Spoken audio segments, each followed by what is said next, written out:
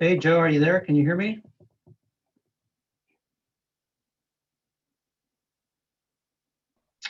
Yeah, I can hear you. I was on mute. All right. Here I am. All right. Good to see you.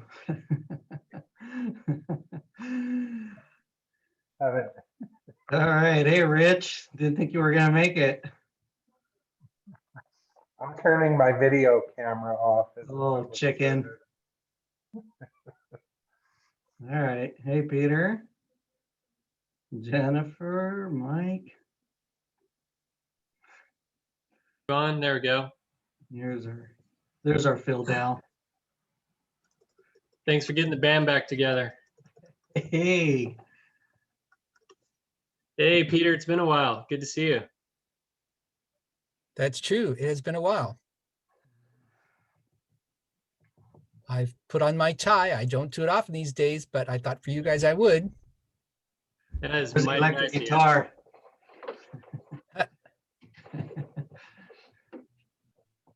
How you doing, Jennifer? I'm good. How are you? Good. Jose Luis, is that a fake background? Is that the slopes in the back, or maybe the strand at Manhattan Beach? No, no place exotic today. Just my bedroom. But I do have my skis on full display back there. It's exciting. Yeah, I was noticing that skis. Yes. Uh-huh. Yeah, I just What size are the skis? What? You go to like Soda Springs or something? That's the exact place we go. Yep. Yeah, Soda Springs. I've never been there. It's great for like a family of 4. They have a sweet package there. Yeah, Jose Luis, we've been up there a couple of times this year. Oh, fantastic. You know who I saw up there is one of the guys from CTC, but I get all their names confused. I think he might be Robert. He's got 2 little kids or something. I saw him in the parking Robert lot. Nielsen? I think it's Robert, man. They need to put pictures with themselves on their staff page. Yeah, there's so many of them now. It's hard to keep them straight. Yeah. He's the one who I think, oh man, I don't know. Yeah, I have a hard time keeping him straight. Maybe he'll be here today and then I'll bring it up. Hi, Jose Luis. This is Christine. Can you hear me? Hey, Christine. Hey, I think you're referring to Robert Nelson. Yeah, Robert. Yeah. He's the one that skis and has a couple kids. Yeah, he's no longer with CTC. Oh man, Okay. I remember one of them left and came back. So Robert's not. Yeah, Matthew. Yeah, Matthew came back. Got it. Yeah, Yeah. it's Robert. Robert. Yes. And I see Joe there. I haven't seen you for a while. Nice to see you. You're muted. I see your mouth moving, but no sound. That's normal for me. Oh, there you go. All right. All right. Yeah, it's still very weird. Good to see you, Joe. It seems like forever since we've seen each other in person. Oh, for sure. No, this is pretty awful. But you know. I feel robbed as moderator. I was going to have some nice receptions, get together, some nice networking opportunities, and nothing. Oh well. So Zoom, you can do like the little background thing. So is that There's been talk of virtual happy hour, but we'll see if there's an interest. We'll schedule something. We'll get started right at 2, respectful of everybody's time. Get your coffee now or use the facilities. Website, be right back. some of the information entails on the website and or how to use it. So after that, I will kind of wrap up this HR meeting, and we'll have time, a little bit of time for questions, and then we will adjourn. Okay. Hey, Brittany, where is that PowerPoint that you said we had? It's attached to the invite. Wow. Is that Christine? Hey, Francis, talking? you might want to mute yourself. Is that Francis? Yeah, I think so. Okay.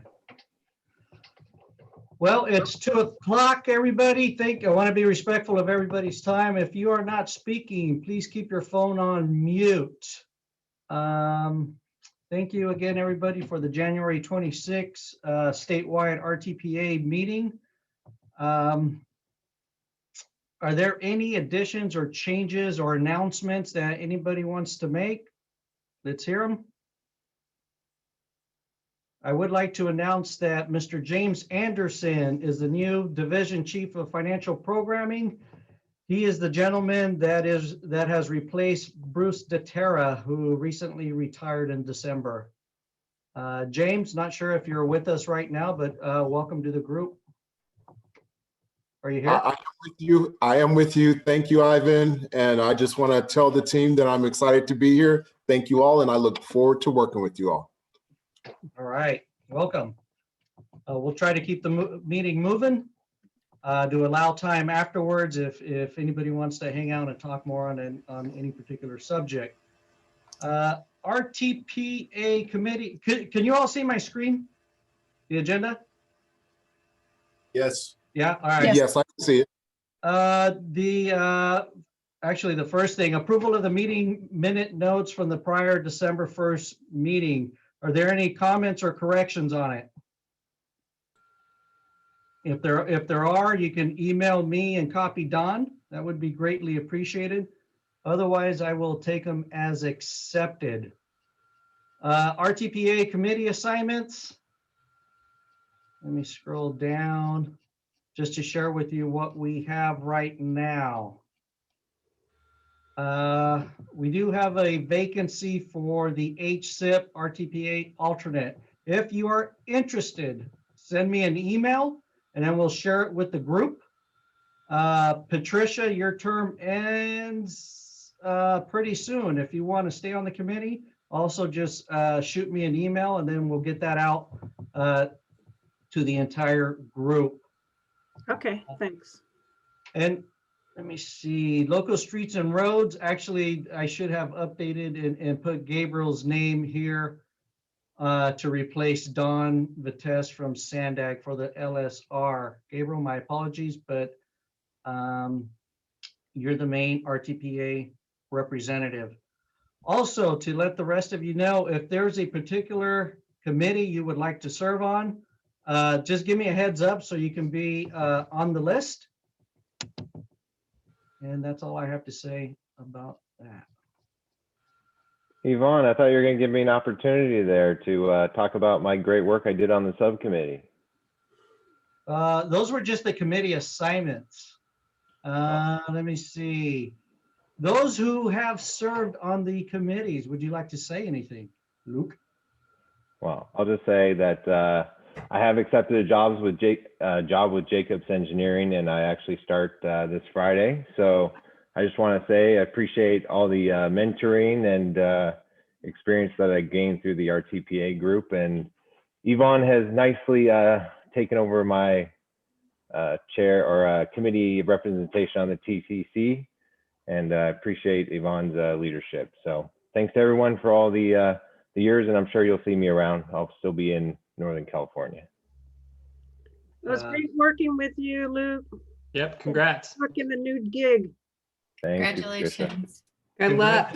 Congratulations, Good Luke, luck. and hopefully we can have a virtual happy hour with you. Sounds great. Thank you. Moving on, RTPA committee and other reports. We'll start off with Jose Luis on the HSIP. Oh man, I missed my calling. So hold on, let me grab my notes, guys. Sorry. So I attended the HSIP meeting on behalf of Patricia Chen, who's our normal HSIP person. And Thank you. before I get too far into it, we are looking. What? Oh, Just hey say Patricia. thank you. We are looking for someone to serve as the alternate. One of the big things to come out is they would like someone to be co-chair for the HSIP meeting, for the HSIP, and they're hoping that an RTPA or an MPO could assume that role. Patricia, I don't know if you've thought about it at all, but that would be really neat for us to have a. Sure that I feel up to that. I just having seen what Tom Matson did in that role, he was really fantastic, and he had spent so much time working on this stuff. He was really quite an expert and really could serve as a full-on co-chair to Caltrans staff. I'm not sure that I've been in this that long and have the experience and the knowledge for it. So I appreciate everybody thinking of me, but I think we should keep looking. Patricia, who was that gentleman's name that you just mentioned? Tom Matson. Okay. Yeah, well, so I mean, there's an opportunity, I suppose, for someone from this RTPA group who maybe has some chops to step into the role. I'm sure that guy Tom was not amazing his first day on the job. I think he was doing it for 7 years or more. I will send an email to see if there's an interest, and then we'll go from there and bring it back next month. If I don't hear from anybody, I'm going to reach out I'll reach out and track down Tom to see who he would suggest. Yeah, that's a great idea. So these subcommittees, one of the reasons we're there is if you ever have an issue with your funding and you go to Caltrans and ask for help, they usually send you to one of these subcommittees and say, take your case there. And at this meeting, both Tulare and City of Compton came to the HSIP with their hat in their hands. They both had projects. In the case of Tulare, I think they had 2 or 3 projects that were really late on meeting their HSIP deadlines. And you might be wondering, I wonder what local assistance is, if they routinely take away money from sponsors who are late or what. And what I found is that the HSIP Advisory Committee is very forgiving if the sponsors got some good stories about delays. Especially COVID is a pretty good excuse this year. So we approved extension requests for both Tulare and Compton. And it helped that they were also supported by their district local assistants. The HSIP delivery, we've joked, I think, for a long time about HSIP never delivering strongly, even though they have the yellow flag, red flag mechanism. And folks like Patricia and Ross McEwen have been instrumental at changing how HSIP programs. They now program out into the future past the 4 years of the MTIP. And so delivery was really strong in 2020. And that's the reason why. If you have enough projects in the wings that can come in, you can make your delivery stronger. And so that's what they've been doing, but they're forecasting 2021 to be less strong. They're about to approve a new round of HSIP funding. And so what they expect to see is strong year, low year, strong year, low year with the HSIP cycles, but generally a strengthening of delivery over time. If you are an HSIP applicant, you are probably familiar with the benefit cost ratio. It is continuing to get tougher and tougher to get an HSIP project funded. Oh, hey, Robert, you're here too. The word on the street is the benefit cost ratio this time could be between 12 and 13. I don't know what that means, but I think that's pretty hard. I've heard in the past of sponsors aiming for like an 18 cost benefit ratio. There's been discussion about the LSRP. Lots of pickup and take up of LSRPs. This is the long. Yep. It's basically when you come up with a HSIP plan for your agency. Okay. Project. Okay. Thanks. Local road safety plan. Local road safety plan. Thank you. In fact, it's just I think like a handful of jurisdictions in California that still need to do one, and there's plenty of money for them to do one when they decided to pick it up. One of the reasons I think for high pickup is it's going to be a requirement in one of the next HSIP rounds that you have one of these suckers. Next round. Next round. And then I remember Dee Lamb presented on the Highway Bridge program a few months ago at the CTC. She's going to be presenting to the CTC in March on the HSIP program. Another kind of thing I noted was that CTC is going to be allocating for the first time state money for HSIP projects to start off, a 14 million lump sum allocation. And that's really going to help sponsors being able to do 100% state funded projects. Did I miss anything? Yeah, it's 40 million, not 14. Oh, I'm sorry, 40. Yeah, well, that's my ASIP report out. All right, so Yvonne just called me and is having some computer difficulties. He's going to be trying to log back in. So with that, thank you, Jose Luis, and we'll move on to Patricia. Okay.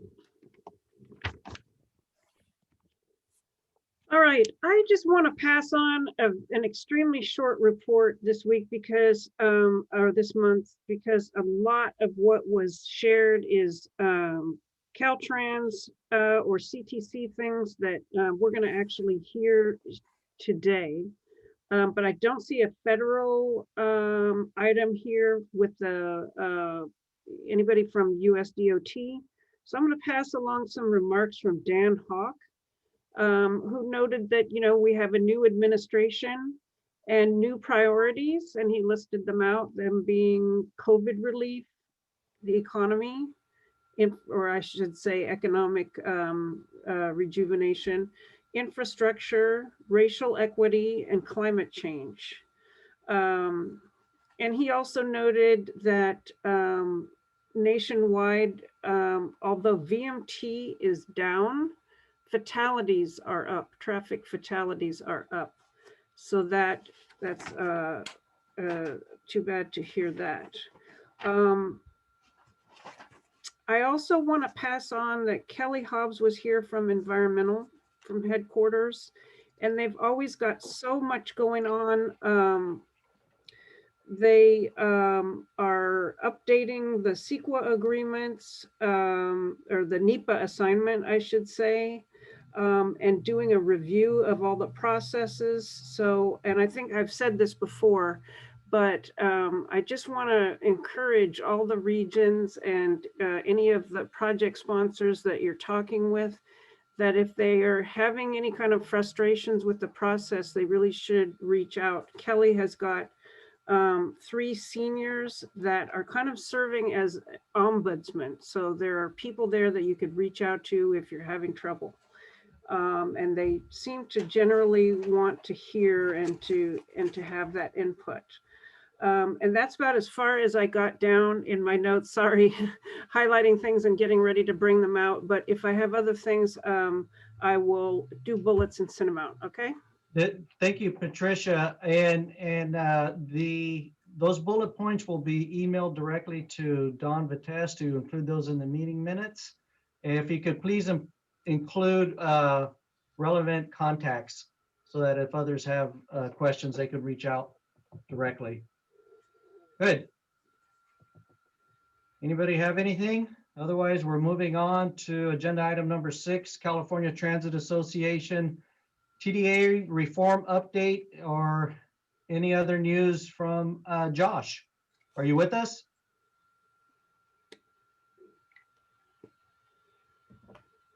Josh Shaw.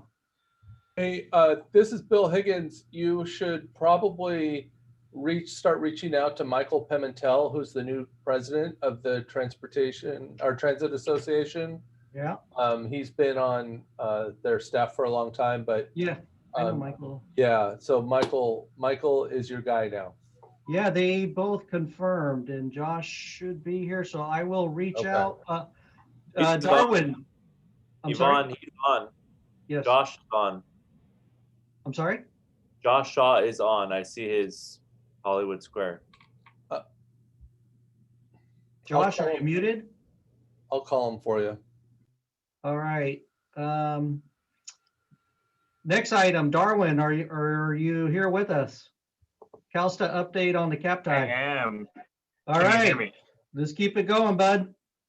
All right. Looks like Josh is trying to figure out his mute situation. Sorry, Josh. I'll take your spot quickly, but I'll make this brief and give you your time back. But Yvonne, any chance I can share my screen? Oh. Let me, If not, no worries. It's just a couple dates on a piece of paper that I can just say out loud. You can, how about you email me? The only reason is my computer just locked up and I had to reboot it. I'm All having. right, I'll just I'll chat about it verbally, and then I'll just send you what I have for you to share with folks. Thank you. If that works. So, hi everyone, Darwin Musavi from CalSTA. Just wanted to provide a quick kind of process update on the Climate Action Plan for Transportation Infrastructure. As a reminder, this is our effort to implement the governor's climate change executive orders. I think many of you have been engaged over the last 9 months in our efforts. We are nearing the stage where we'll soon have a draft action plan for all of you. We have scheduled, we're working to schedule kind of key stakeholder meetings prior to the draft release. We've scheduled one meeting with the RTPA group. I think there's a special meeting in mid-February. So thank you, Yvonne, for pulling that together, where we'll be sitting down with you all and giving you a preview of what we'll be including in the draft, to give you all a chance to point out any red flags and give us some early feedback before it gets kind of publicly posted. And then from there, it'll be released at the beginning of March, followed by a public workshop, a presentation at the March CTC meeting, a presentation at the joint CARB HCD CTC meeting. And during all of that, there will be a public comment period, which will be open for roughly a little bit more than 30 days.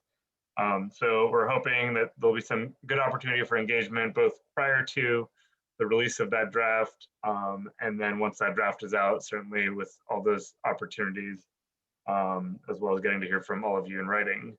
And then we'll then circle back and work on making edits and whatnot to the draft plan based on everyone's feedback, with the goal of finalizing this thing by the deadline mentioned in the governor's executive order of July 15th, 2021. So that's the quick run through. Essentially just had a slide that includes those dates written down. So I will send that to Yvonne to get to everyone, and looking forward to chatting with you all in a couple weeks. Questions, floor is open. Hey, Darwin, this is Mike Woodman with Nevada County Transportation Commission and Chair of the North State Super Region. Apologize, I haven't had a chance to follow up with you after the holidays, but wanted to take this opportunity just to provide some comments from the North State Super Region. As you should be aware, one main issue of concern of the group was related to the draft investment strategy 4 related to capacity increasing projects. And while I recognize that the focus of the CAPTI is to promote projects that do not increase passenger vehicle travel and vehicle miles traveled, and to look at, or rather consider, alternative strategies to reducing congestion, especially in the urban areas. But there needs to be recognition that in some suburban and rural areas of the state, strategic capacity increasing projects are appropriate, still needed, and the need for these projects is not always driven by congestion. Also, many of these projects do not significantly induce VMT, but are rather needed to improve safety, operations, connectivity, and to facilitate evacuation in high wildfire areas. So to put it in perspective, the entire North State Super Region only accounts for 6% of the state's VMT. So this is an issue that we're focused on. Also want to say I was pleasantly surprised when I saw in a transcript of an interview with Caltrans Director Omashaikin from November of 2020 on this topic. And he indicated, I don't think we can use a one-size-fits-all solution. In urban areas, yes, we should be done with building new lane miles. There, we should be looking at other ways to increase capacity through bus, rail, transit, or other ways, but acknowledge that on more rural and suburban areas, he said there are still valid reasons for some highway expansions, including safety, connectivity, and economic development. So, I was pleased to see that acknowledgement from the director. So it's something that we need to continue to discuss and ensure that it's addressed appropriately in the development of the CAPTI. So just wanted to make that comment, and meant to follow up with you after the holidays, but just been too busy. So thank you. Thanks, Mike, for those words, and we've definitely heard you all loud and clear on that. I think part of what you'll see in the draft when we share it with you all, and I think I guess starting with the high level language, the framing that we provided in the 10 what we originally called strategies and what we're now calling kind of framing principles that included one on induced travel, very much calls out the concept around, our framing around capacity being about that induced travel, as you mentioned, not about stopping capacity for the sake of stopping capacity. So I think, that's a nod to say that, and I think we've called it out more explicitly, that if there isn't the induced travel that is really what we're after, then that statement doesn't apply. But regardless of the framing principle, what will really matter at the end of the day is the actions that we commit to in the plan of what we're going to do, and what actions we're taking. And I'm hoping that when we sit down in a couple weeks, what we share will give you all a sense of comfort that we really are, and we really do mean, trying to find solutions that fit within the various regions of the state, and are not trying to arbitrarily get in the way of projects that have different impacts in different regions of the state and aren't detrimental to our environmental goals. So I think that, without going into too much detail, I think the actions we're working through will articulate that, and looking forward to getting your specific feedback on those once we have those for you. Yeah, thank you. And we'll continue to work closely with you guys just with the holidays and everything. And I know Parenthood for You, congratulations. I know that we've all been busy, so look forward to catching back up. Great. Thanks, all. And I see a note from Woody saying that many of the rural counties agree as well. I just wanted to throw out there that we're also going to be chatting with the Rural Counties Task Force and doing a preview meeting there as well. So we'll see many of you there in addition. Thanks, Darwin. I'm on another call, but I do want to thank you for that offer. Appreciate that. Yvonne? Yes. Thank you. So Darwin, you mentioned that continued outreach. Is that if we are interested in having a meeting with you, do we just reach out to you then for that February timeframe? Yes, feel free to reach out. We're trying to do our best in a 2-week window to reach as many folks as possible. So, but if you feel like, and we can go over what we have scheduled. If you feel like there are folks that are being left out of that, or there needs to be other engagement opportunities, happy to schedule something in addition. Okay, all right, thank you. Rachel. I just wanted to see if there was appetite or interest in maybe setting up a subgroup of RTPA folks to dive in a little deeper on the CAPTI and brainstorm some recommendations. My suggestion would be that I'm happy to have that was kind of our intent essentially with the February meeting that Yvonne has helped schedule. So on the 16th, and it's an hour. My suggestion would be to start with that, and then if folks feel like there's additional follow-up needed, happy to go from there, if that works for folks. Sounds good. Let's see how that workshop goes and just go from there. Yeah, that's our plan. Okay. Anybody else before we move on? Josh, are you with us? Yvonne, can you hear me this time? Yeah, absolutely. Yay, great success. Been on the whole time. Long time listener, first time caller, at least on your Zoom meeting. It's my first Zoom meeting ever, so I didn't know the technology at all. I didn't know how to unmute myself.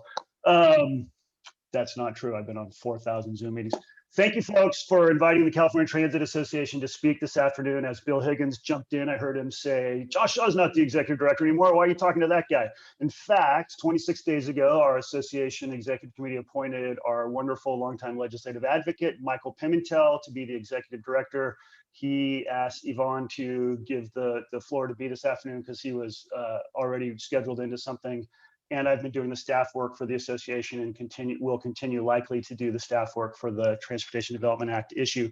I think you all know, but just to say it really quickly, and particularly if there are any new faces today, in fall of 2018, the then sitting Transportation Committee chairs in the Senate and the Assembly and the California State Legislature asked the California Transit Association to set up a stakeholder process whereby we would run a steering committee, but take input from regions and cities and counties and the state and other stakeholders relative to the Transportation Development Act, with a focus primarily on its so-called performance measures, which really to us meant, and to transit operators means, the fare box recovery ratio requirements and a related but associated set of provisions that guide the ways we can spend state transit assistance program funds. We had actually spent all of 2019 ideating a concept, did a wide release draft preview of that on a webinar we conducted in January of 2020. And then about a month later, COVID hit, and for a variety of reasons,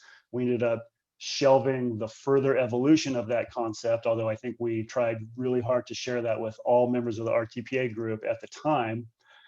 And then after the legislative session of 2020, we got back together internally in the fall and early winter of calendar year 2020, compared notes with the legislative committee staff. New class of legislators have begun this year. There are new transportation committee chairs. Our industry has struggled mightily with the financial impacts and not only of the COVID brought on restrictions in terms of shelter at home, whereby 70 to 80 to 90% of our ridership stopped riding for obvious and appropriate public health reasons, but we still had to keep the doors open for those folks who had no other choice. And then that second wave of financial hit, some of your regions have experienced it, where economic slowdowns occurred and therefore sales tax revenue began to slow down, whether through TDA, LTF, or other local option sales taxes. So the financial hit has been huge. We, in our industry, maybe some of you thought maybe by around this time of 2021, we'd be coming up and out of the pandemic, both the health pandemic and the economic crisis. Long story short, Yvonne and members, is our agencies are still struggling. The ground under our feet has shifted so much. Some of the concepts we previewed for you all about a year ago today have already gotten old and have made us kind of go back to the drawing board. So in the very short term, there is no comprehensive proposal relative to reforming TDA, no fare box recovery ratio replacement on the table. In fact, our group is in the middle of, and we have not quite formally made this ask of the legislature. So what I'm sharing with all of you today is preliminary. We haven't focused it yet in the halls of the legislature. We are going to be going to the Transportation Committee chairs and their new staffs and saying, long term, we are as committed as ever to the examination of TDA and some of the perverse incentives that we believe are built into that structure of statutes and regulations. Midterm, we are actually changing our mind from where we were a year ago, and we think any vestige of the fare box recovery ratio structure as a measurement of performance, and certainly as a thing that has caused transit systems to lose funding that they otherwise would have gotten in a world in which we need to provide more and better service, doesn't make sense. So we are rethinking fare box. Our concept a year ago had a vestige of fare box, but with some new processes where your RTPAs could interact with your transit agencies to compel outcomes that you are more interested in than just fare box adherence. We're probably going to talk midterm about losing that piece and instead starting over with what does the state want, what do regions want, what do local stakeholders want in their communities, while transit agencies are interested in maintaining stable funding, if not growing funding. In the very, very short term, we're going to be advocating for a renewal in the 21-22 budget of the relief measure, the relief provision we got into last year's budget, which is still applicable to this year, 2020 through 2021, whereby the financial penalties associated with farebox compliance are waived. Put simply, when we went into TDA reform, if there was a small handful of transit agencies who really cared a lot about those financial penalties, and our entire association was trying to move heaven and earth to figure out solutions for that small number of agencies, now, almost by definition, every single public transit system in the state is threatened with farebox non-compliance. So short-term, a budget act again to extend our current relief that we got in the current year's budget. Midterm, it really blends together and becomes, and why would we do that for the next few years while the ground is shifting under our feet? How will transit agencies come back from this pandemic? We were working on trying to reorganize our systems and our services anyway, as you know, before the pandemic, as ridership started to drop in California, as it was across the country for various reasons. So we have too much to think about right now. This is our refreshed vision to come back to the legislature with a comprehensive set of recommendations on how TDA should treat transit agencies and the role of RTPA. So instead of that long-term vision, think midterm, we'll probably be moving away from farebox entirely. What's the thing that replaces it, that provides accountability to the legislature, regions, and local officials and stakeholders? We're still working on that. Again, Yvonne, short term, we've got to get the legislature to understand we need at least another year to stop that flow of LTF away from transit systems who miss their farebox, because now some of the biggest transit agencies in the state, much less some of the small rural agencies that were suffering under that non-compliance provision, are going to be suffering. And we're just going to have to probably stop talking about farebox as a sanction in the short term. Oh, by the way, at the beginning of 2020, before COVID hit, a number of legislators had introduced bills that would have required us to provide what we call fare-free transit, whether for young people and students or older citizens or veterans. There was a lot of interest in fare-free transit. And oh, by the way, as much as that was going to be problematic from a funding perspective, a couple of our transit systems have spent the last year talking more and more about not actually charging a fare. So again, those factors add up to, let's probably, as a statutory matter, stop talking about farebox long-term, if not midterm, while we try to deal with the crisis we are still in. Happy to answer any questions, particularly those of you who are with us at the SACOG meeting. Last time I was in front of you last year, we had a whole plan. Again, in January, we had a lot of details. Most of those are out the window right now, but I'll stop and see if anybody has any questions. All right, thank you for that. The floor is open. Anybody? Hey, Josh, this is Mike Woodman with Nevada County Transportation Commission. At the recent CalSTA state budget briefing on transportation, there was a mention of, some additional funding for public transportation, and also that as part of that, there was going to be some legislative TDA relief. Right. And I was curious, is CalSTA or the appropriate agencies working with California Transit Association to develop what would be appropriate TDA reform? Mike, exactly. I won't speak for CalSTA officially, and I know Darwin, if not others of his colleagues, are on the line.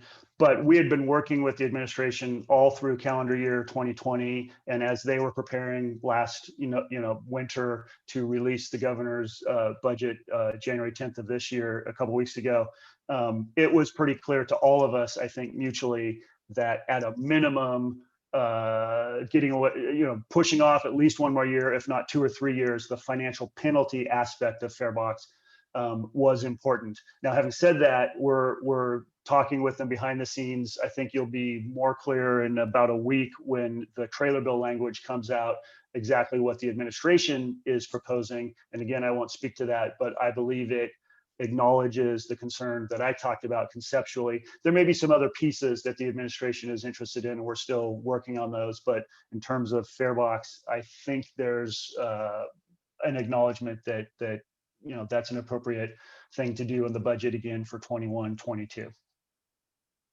Thank you. Anybody else? Josh, thank you so much. Appreciate it. Thanks, Yvonne. It's great to see you all. Be well. Thanks for giving us the time this afternoon. Thank you. Moving on, Caltrans update. Keith Duncan, get us going. Hey, Vaughn, can you hear me okay? Yes, sir. All right, right on. All right, no sound issues here. Hi, everybody. Happy Tuesday. Again, Keith Duncan with Caltrans Division of Budgets. So for tomorrow's commission meeting, give you guys a quick update, the general allocation update. Through December, the commission's allocated about 42%, 42% of the total $7 billion allocation capacity across all of its transportation programs. It is a bit low, lower than what we would like. Being 50% for the fiscal year, we'd like to see at least 50% allocated through December. But obviously, with the pandemic and telework and making everything work out, it's understood how we're maybe a little behind. And speaking with one of the program managers, it does appear that as has been historically the case, both the third and fourth quarters should be quite busy. One of the slides that we'll be sharing is just a comparison of the current fiscal year progress in allocating does compare to last year as well as prior years. So definitely encouraged to see it get busy on getting these funds allocated on projects as quickly as possible. Also part of tomorrow's presentation, we'll be providing a revenue update halfway through the fiscal year in looking at the excise tax revenue, primarily for gasoline. We're still trailing what we would expect to see based on the Department of Finance revenue projections released last May. Although the projection model did estimate that we would start the year a little slower and then we'd probably catch up as we progress through the fiscal year. It does seem a little lower. We're behind about 6% on the current year projection model. With that being said, we also see an increase in both diesel excise tax and diesel sales tax. Diesel excise tax is about 13% above initial estimates, and then sales tax is about 27%. That variance obviously increased consumption on the diesel fuel for freight purposes, and then we would guesstimate that the diesel sales tax increase is probably based on lower costs per gallon for diesel. That was probably in the initial model, so we can see those estimates probably being revised in the near term. Also increases in the transportation improvement fee and the road improvement fee. Overall, we're about on track if you combine all the revenue sources together through the mid-year. It's just little variances between each contributing. As I think was mentioned earlier, Governor released his proposed budget for the upcoming 2021-22 fiscal year.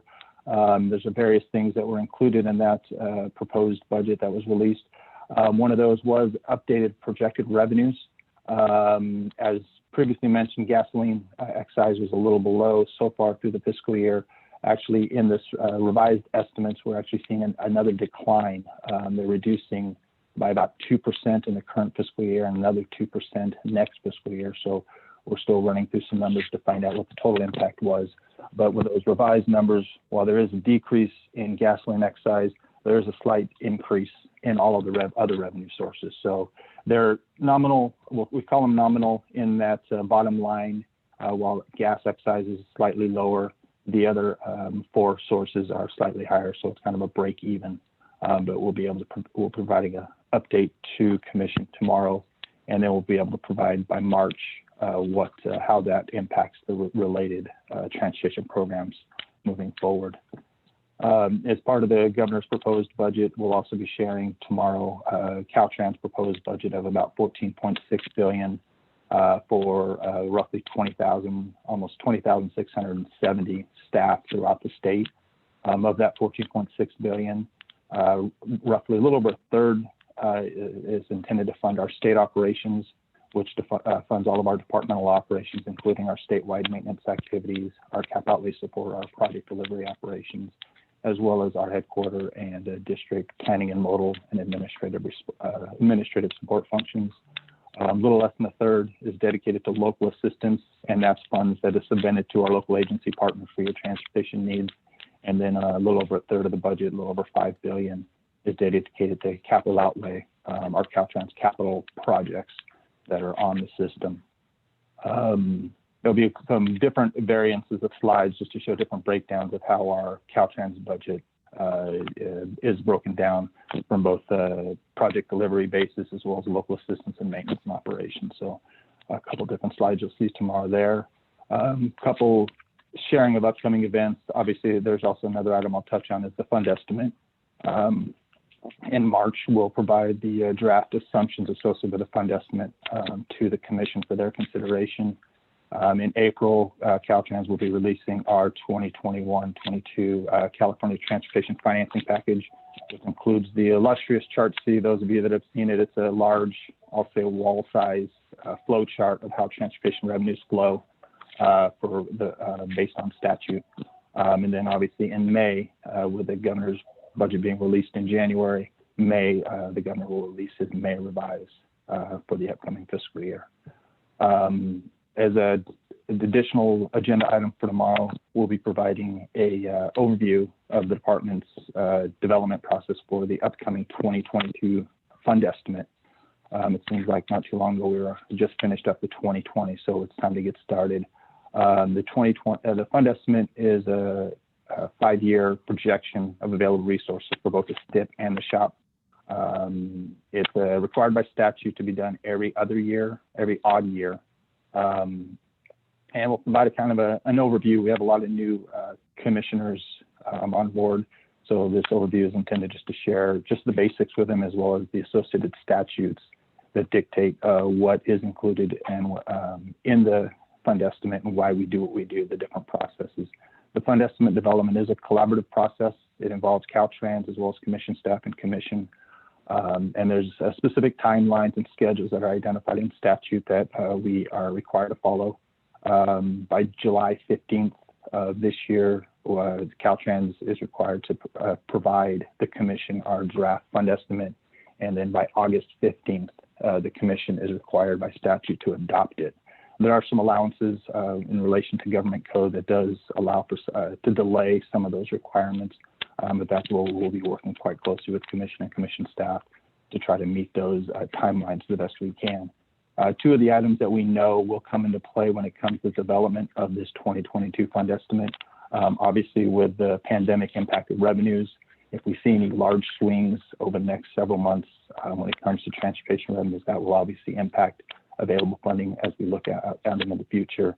And then with the extension of the FAST Act was set to expire just a couple months ago. Since it was extended an additional year, we know that there'll be deliberations at the federal level for potential new transportation acts. So that may impact, obviously that will impact how much money will be dedicated to the fund estimate. And I think that's about it. I do know I don't want to cheat anybody because I know one of the items that is of high interest is related to the COVID Relief Act. So I wanted to share some updates, but I also wanted to check. Paul, are you online right now? Paul with CTC? Yep, I'm here. Okay, cool. So for everybody to know, so obviously everyone's aware of the COVID Relief Act that was signed or approved at the federal level on December 27th. The official name, let me see if I get it right. The Coronavirus Response and Relief Supplemental Appropriations Act of 2021. Along with that release, as part of that, the passage, there was an expectation within 30 days of its approval, the FHWA would release the apportionment information as well as further guidance when it comes to the usage of the particular funds. Overall, the federal government approved about $10 billion for relief to state transportation departments with the intent to mitigate revenue loss. And based on the apportionment information that was released last week, California is set to receive $911.8, so we'll just say $912 million for our transportation needs. I know one of the questions that's been asked is how much is going to state, how much is going to local, and what programs is the funding going to? Those decisions are being discussed currently through a collaborative effort. Obviously, both Caltrans, California Transportation Commission, CTC, as well as with CalSTA, California Transportation Agency. So that's why Paul and I wanted to kind of get together to share some of this briefing and also just to check in and kind of get some discussion going with all of you to get some insights. So Paul, I don't know if I stole your thunder in any way, but if there's any more that you'd wanted to share or if you wanted to start. checking in with the RTPA members. Yeah, I would just share, like Keith described the Relief Act. One of the intents is to cover revenue losses experienced from COVID-19. Otherwise, there's, fairly broad discretion in terms of the use of the funds. In the past, a lot of the federal funds through the FAST Act and other legislation has been split 60% state, 40% regional local. So that's kind of one, starting point that we've been thinking about in terms of how to divide up these funds. And also in keeping with the idea of backfilling revenue losses, again, we don't have any final decisions or anything at this point, but we've been thinking, the SHOP, obviously on the state side, has experienced a lot of the revenue losses, and the STIP on the local and regional side has experienced revenue losses from the gas tax. So those are some of the programs that we've been thinking about. And with that, I would open it up to the RTPAs to see if you all have any questions or comments. Maybe we can have a workshop on that once you guys have more details. Yeah, and we're totally open to that idea. I think that makes sense. This is Asad Hamid from Los Angeles County Metro. Thanks again for the update on the coronavirus funding for highways. What will be the timeline for presenting to the stakeholders through the RTPA the recommendations such that we can provide feedback? We also want to be able to report to our board of directors, and that requires time. So any timeline we can agree at this call about when would be the next call, and hopefully when we can reach decision, because the language is pretty straightforward per the CRISA Act on the distribution of funds. And I appreciate you bringing the 60-40 split as a starting point. And we already have existing process and procedures in, that CalSTA and Caltrans uses to distribute surface transportation block grant program funds.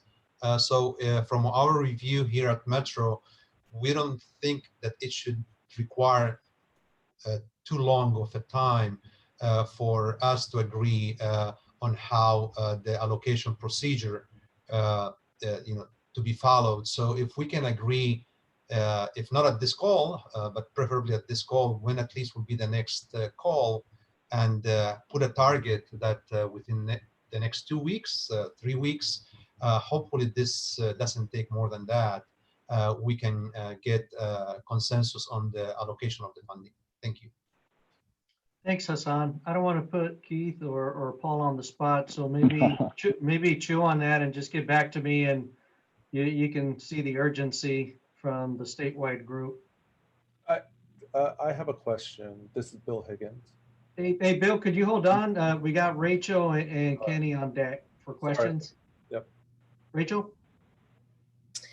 I was just curious how this ties into, Keith, what you had mentioned earlier, that overall the state seems to be on track with overall revenues sources for at least this current fiscal year, and how that ties into the revenue losses determination, and if you guys have done kind of a comprehensive analysis of which different pots are losing funds. You mentioned SHOP and STIP, but what about local street and road, HUDA?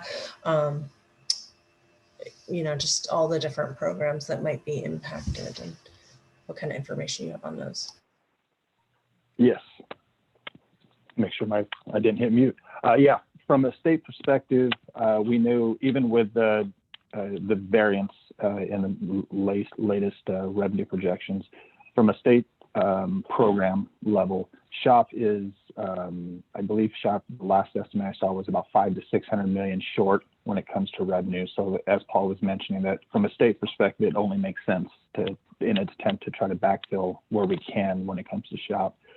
From local streets and roads, obviously, we call it the waterfall. As revenue comes in, it's got the mandated programs that are supposed to receive money, and there at the bottom of the waterfall, half the money typically gets split between SHOP and local streets and roads. So that's where the idea of and as Paul mentioned, the general idea is how much getting that money to the local side, if using the STIP is the best methodology to be able to get that out, or if there's another way. But that is trying to, knowing that the local side is impacted. Overall, when it comes to excise tax revenue, both combined for diesel and gas excise tax, it hits about 61% of that funding goes to the state for the state programs, and about 38% of it goes to locals, to the local streets and roads program. So that's where the 60-40 seems to hit along the lines, both on the normal federal distribution process, as well as when it comes to the excise tax distribution. So that's where trying to go for the 60-40 and just trying to find the best method or the best program that we can get the funding out to the local agencies is kind of where the open discussion is going right now. I hope that helps. And Rachel, I would just add, like Keith mentioned, local streets and roads program and the HUDA, so they have experienced some of the revenue declines. I think there's a challenge though in using the federal funds to backfill those programs. The federal funds, the funds have to be used with the Title 23, I think, requirements, and they're done on a reimbursement basis. So for the local streets and roads program and the HUDA, right now the cities and counties kind of that's just state money and they don't have to federalize those projects or anything. So it might be a challenge, I think, to use the funds for those programs. I don't know if Chris Lee from CSAC is on the line and has any thoughts that he wants to share on that. But that's one reason why we were thinking more the STIP might be more the program to look at. I mean, from the perspective of our cities, they would definitely be supportive of the normal STBG process and the 60-40 split process that we have there, because it is an easier way for us to get money to the cities and the county than the STIP. Let's keep it going. We got Kenny, then Bill, then Adrian. All right, thanks. So I wanted to echo a bunch of previous people's comments. So I think, the 60-40 split is a good starting point. And I do want to, really emphasize that, you guys, the state's talking about it and looking forward to when you're going to loop the regions in. And of course, also to get this money out as quickly as possible. The other thing that I would support, similar to Rachel, while the STIP and the shops have a lot of needs and a lot of the funding is generated that goes to them, I think the general STP, formula works fairly well. So I would also support that. And then finally, I did want to mention about, the state also has, around the state, we also have other entities that have been affected by the loss of revenue, namely the toll authorities. So express lane operators, bridges, all of those have also experienced toll revenue declines. And my understanding is that this funding is very flexible. It explicitly says it is to make up for lost revenue. It could be used for operations, things like that. So I would, advocate also for you to look at that and talk to the toll operators to see kind of their needs as well. So thank you. Hey, Bill. First, I want to apologize for not raising my hand. I realize I'm working off two different monitors and the raised hand is on the other one. I think some of my points were made when I was talking to some local government folks. There was a bit of concern that you can use if it goes to the STIP, there's less. It's not as flexible as STPBG, so there were some concerns about that. I also had a question about timing. The budget says that there is a deficit, but in the out years, not this year. Isn't that right, Keith? I guess I wasn't sure if the deficit was this year or between now and 2025. The overall revenues won't be fully getting up to the pre-COVID levels till about 24, 25. So there is a reduction in the current fiscal year of 2021, as well as next year for 21, 22, and then it just gradually increasing. But there is still, I'll say, a deficit from pre-COVID levels for the next 3 to 4 years. And is the total just gradually decreasing? So is the total of that deficit 1.5 billion, or is that 1.5 billion this year? Combined over 2 years. Combined over 2 years. Okay, so it's a little bit more than 750 this year and less next year because it's declining, you said? Yeah. Okay.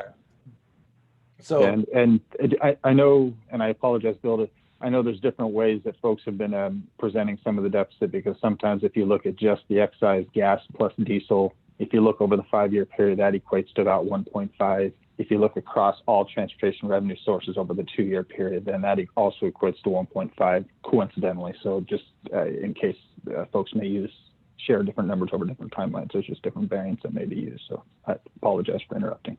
No, that's exactly. I was just trying to understand the timing there of that. And then the other, I guess I've gotten mixed signals from DC, and then perhaps you can tell me how you're reading it. Different contacts in DC have told me that at first several thought that there might be direct allocations to MPOs with urbanized areas of 200,000, and then it was maybe the constraint that you have to spend in those areas of 200,000. I've heard mixed definitions of that phrase. I haven't heard you define it. How are you defining it? I think that's actually something a lot of people would like to know. We've also heard similar differences. The most recent understanding has been as long as it's spent in that area.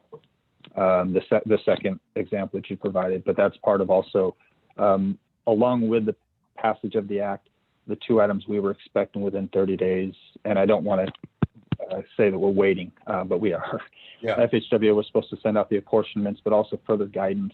So we're still trying to figure out if the apportionment notification that came out last week was the guidance, or if there's going to be additional guidance. So that's in essence what we were trying to wait for. And I know our federal resources folks are in contact with FHWA, so I'm still waiting for clarification from them before we can kind of jump on the bandwagon and start running with it.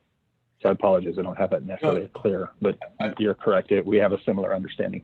I appreciate your answer. All right. We have Adrian, then Paul, then Joe, and then we'll be moving on to the next agenda item. Wow, this legislation was really tricky to look at and read. So I'm really looking forward to the workshop where we can talk about it. I'm glad that Bill raised the point he did, because that was one of the questions I had. I think OCTA would favor, distributing the STBG funds through this program the same way that STBG has been distributed previously, but I did question that same language, because it does say the funds shall be sub-allocated to the regions consistent with the section, and then the section refers to UZAs over 200K. So very much looking forward to that discussion. I think STIP versus regional agencies, I think we would probably, prefer that it come out to us directly. I think we're in really close contact with our local agencies, and we know who can deliver federal projects and who can't. And if there's an opportunity to provide some of the funding out to our local agencies for road rehab, we've done it. We did it under ARA. We did it with just our regular STBG funds. And I think we might be better suited to try and help them through that process. Versus it going through the STIP. I don't know, just an idea. And then the other thing is those of us that are transit operators have really suffered, and there is a possibility that some of the STBG funds could be transferred over for transit purposes. So I just wanted to point that out, that those might be some reasons that we should have a really lengthy discussion at a workshop and just really understand the direction that this is going. So I think Bill kind of covered my question, but I did want to speak to it as well. So thank you. Thank you, Adrian. Paul? Thank you. Paul, then Joe. Paul? Yeah, sorry. This is Paul Schneider with FHW. So That $912 million has already dropped in Caltrans financial system.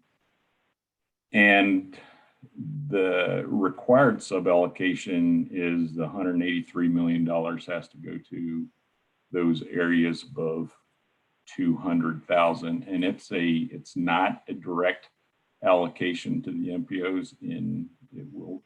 It is a sub-allocation, and in federal legislation, what that means essentially, it goes through Caltrans to be sub-allocated. Now, there were a bunch of eligibilities beyond STBG, and that's primarily what we're waiting for our headquarters office to provide guidance on, preventive maintenance, routine maintenance operations, personnel, including employees who've been placed on administrative leave, contractors, debt services, availability payments, and coverage of other revenue losses. And the funds can be transferred to tolling agencies, and all those eligible activities are also eligible for those tolling agencies. So since that is so different from the current eligibilities under the STBG program, that's the guidance that we're waiting from our headquarters to push out, and it's supposed to be within 30 days. That's been previously stated. So at least there is definitely that hard number of $183 million that goes to areas over 200,000. Cool. Thank you, Paul. Joe. You're muted, Joe. Here I am. Okay, thank you, Yvonne. Bill and Adrian made my job a little easier, so I'm going to kind of piggyback on both of theirs. Bill, your comments in the newsletter indicated that the funding to California, the 900+ million, could end up going to SHOP and STIP, or at least that is a consideration. And that was confirmed today in the comments from Keith, I believe. And so to respond to that, it just seems like the 900+ million would easily get absorbed or lost, if you will, into the SHOP and the STIP program. It wouldn't take much because of the size of those programs. So as Adrian said, our locals could put that money to work. We too know who can deliver, who has needs, etc. And there are so many other programs that are regionally that we take care of, CMAC, RCP, etc., the regional ATP and others. And we would like to see, as much of that funding come to the regions as possible. So we will be present at the workshops coming up to, assure whoever needs to be assured that if you send that money to the regions, that it'll get used, simply stated. So again, I'm kind of echoing some of the others, but it is a point of concern that that money ends up disappearing into SHOP and STIP. And the equity may not be as easy to assign, if you will, because if you go after stuff that just really needs the cash for one reason or another, we know SHOP and STIP were front loaded a couple years ago because of SB1. And so again, it wouldn't take much for that money to disappear with not very much thought to regional equity. So that's a big concern to us. So thank you. Thank you, Joe. Sarkis, do you have something quick on the subject? Very quick, Yvonne. Thank you, Keith and Paul. As one of the smaller agencies that doesn't have a UZA above the 200,000, we just want to make sure that our agencies like ours, if there is a direct allocation from that, whatever, 183 million, that the smaller regions are considered. And then many of us are also state exchange counties. So within any flexibility that the state has, if that funding could be available through state exchange, we would appreciate it. Ooh, good call. That's an interesting twist. Thank you. Yeah, so let me just throw this out there, make sure that the entire state, the statewide RTPA is comfortable with me making the general statement tomorrow at the CTC that the regions are looking forward to being a participant in the discussions with Caltrans and commission staff. Good. All right. Thank you, Keith. Paul, moving on. Thank you. Local assistance update, Dee. Hey, on. Hi, everybody. Hello. We'll try to make it as efficient and effective as we can here. First, I just definitely want to thank everybody on the call here, as well as our various other committees, for being so proactive in the various work groups that we've been holding. And again, these topics are born from, priorities that our stakeholders have definitely raised. So our local assistance team is definitely here. We've divided and conquered on these topics. Real quick, the HIP survey update, Robert Peterson will definitely provide an update there, as well as the HPB update. Sujaya Kalanesan is going to help us with the OA Management Procedures Working Group. The Allocation Process Improvement Project, I don't have too much, but Jaime Espinoza is on standby to help with a little bit of an update there. And then the federal data team, Felicia Haslam, will give us an update there. And then finally, Kelly Hobbs is going to round us off with the CDFW permitting and the CEQA for NEPA reciprocity. So good team. And Robert, I'll kick it off to you. Okay, thanks, Dee. Can I share my screen, Ivan? Robert, the chat locked me out, and I haven't looked at the chat, and thanks for bringing that up. If you're trying to chat me directly, please send it to Don from Sandag. Okay, I just wanted to share my spreadsheet, so I'll describe it and then I'll forward it out. I'll forward it out to you guys. All right, send it to me and I'll blast it out. Okay. So I think the last time we talked, we had about $38 million of funds to be obligated for HIP. So good news, we've got the list whittled down, but we still got some ways to go. So what I'll be sharing is one spreadsheet, but it has two tabs. And so one of them is plans to obligate, which means, of course, they haven't been obligated, but they said they have plans, which means we are holding those agencies that they will be getting those things, projects or funds programmed and ready to obligate. And then I have a list of has no plans to obligate, or basically we have not heard back from these agencies. So as of today, hot off the press from my staff, there's about 27 agencies. The good news is down there in Skag, there's no problems there. So there's about 27 agencies are going to be about $31 million, have plans to obligate. And then there's 16 agencies we have not heard back from. We did hear back from one saying they do not have plans to obligate. So we know for one agency, the other ones we haven't heard. But then we also have one that had obligated plans or funds. Bids come in very low. They didn't need the funds, so now they're going to de-obligate. So it's not very much money, but it's enough to, some of the agency out there to help them out. So I will share that, the spreadsheet with the team. And so at this point, I will be, I guess, handing it off to you, Jose Luis, or somebody to follow up with these agencies. The most that are on the schedule right now is from the AMBAG region.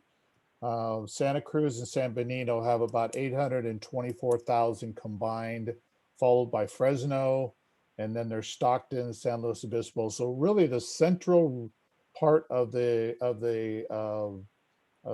state looks like we have some areas of work. So anyhow, so we're down to these 16 agencies. So hopefully I'll share this, and then maybe. If there's anything that you need on my part, we definitely can support out, but I'm assuming that I'll hand this over to you guys And then from there, we can work out agreements, working out with these agencies to see if they do have plans or if they just haven't saw our email or whatever, haven't got back to us. But so this is where we're at this point. And I can help with the agencies not responding. Okay. Any questions for Robert? Sujaya. Hi, everybody. So I'm gonna, it looks like HPP update, that Oh, was to sorry. me. So I noticed you was gonna give an update. I'm like, go for it, Sajaya. No, so just a quick on the HPP update. So really where we're at right now is the reforms. We're working on those. We are going to be providing some write-ups on the reforms. As I shared with you, we had about 12 or 13. And from there, we'll be getting those language put together and ready for the HPP advisory meeting, which is next month, middle of next month. So once that information gets developed and gets shared with that group and they're okay with it, of course, part of the office bulletin, we will work through Bob Kim, who's the editor, and he does the send out to his group as far as the office bulletin updates. But once that gets finalized, and then of course the update or the office bulletin will get approved, and then that'll become final.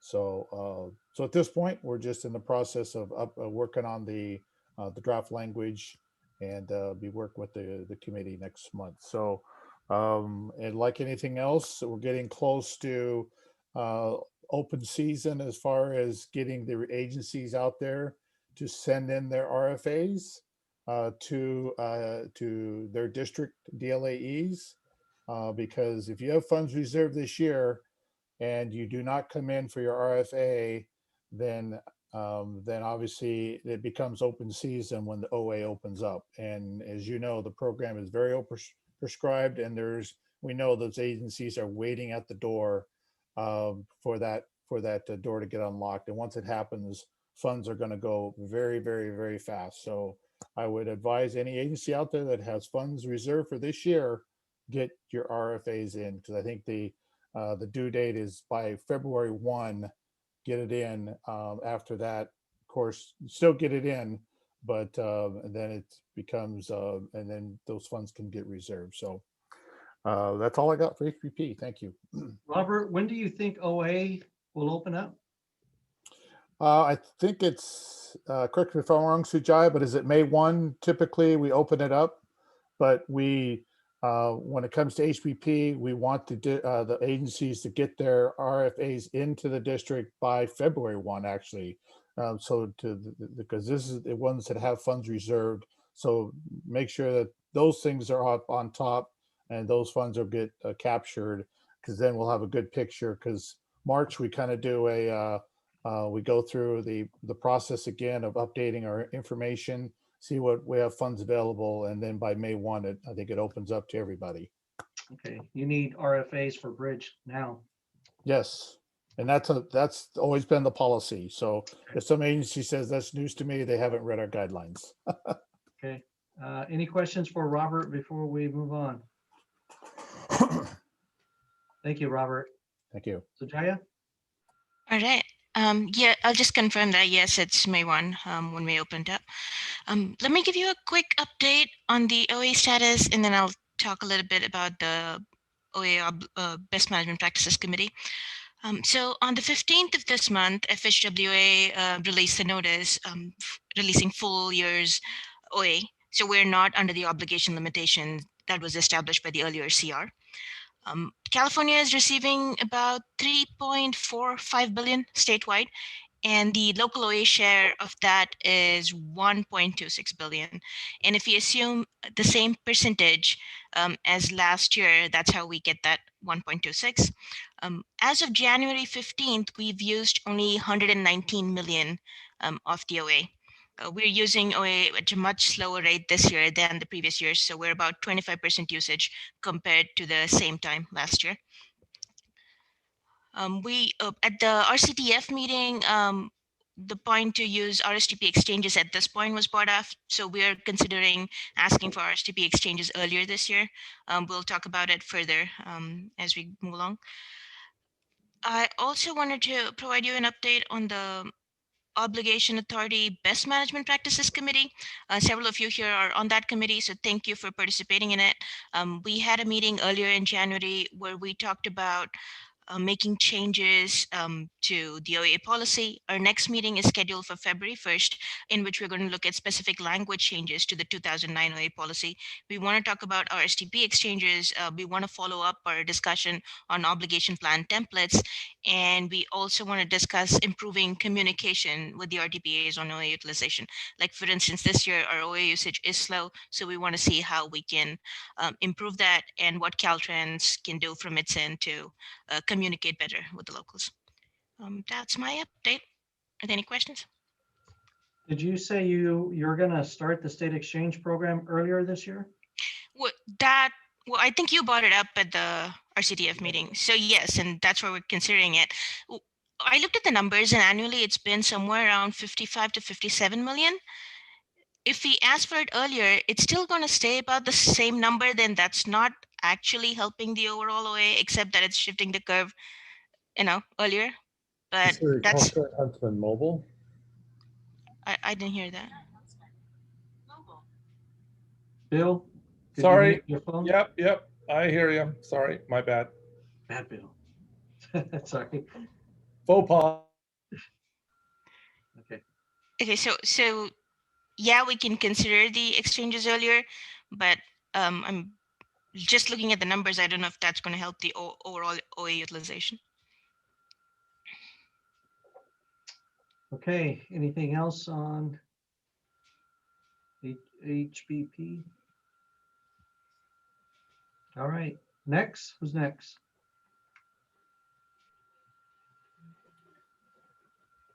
I guess I'll take this topic, the allocation process. Hello, everybody. This is Jaime Espinoza with Local Assistance.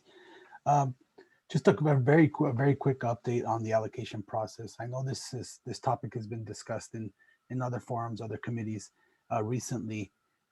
There was an original Lean Six Sigma process for the allocation that was implemented. I want to say about 12 months ago, it was finalized roughly.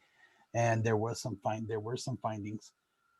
I don't have them all listed here in front of me to report out, but I do know that progress has been made on a lot of fronts from the findings from the original Lean Six Sigma effort.